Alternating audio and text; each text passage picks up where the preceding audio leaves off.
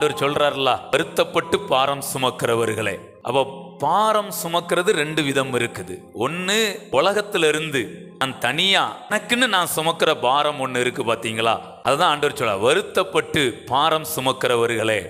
வருத்தப்பட்டு பாரம் சுமக்கிறது ஒண்ணு இருக்கு. ரெண்டாவது ஒண்ணு இருக்கு, விருப்பப்பட்டு பாரம் சுமக்கிறது.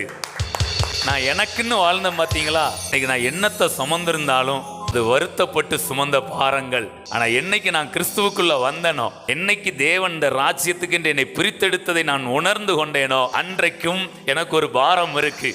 ஆனா அது வருத்தப்பட்டு சுமக்க வேண்டாம், ரொம்ப விருப்பப்பட்டு சுமக்கிற ஒரு பாரம். இந்த வாழ்க்கையை ரொம்ப என்ஜாய் பண்ணி வாழணும். ஆவிக்குரிய வாழ்க்கை எப்படி வாழணும்?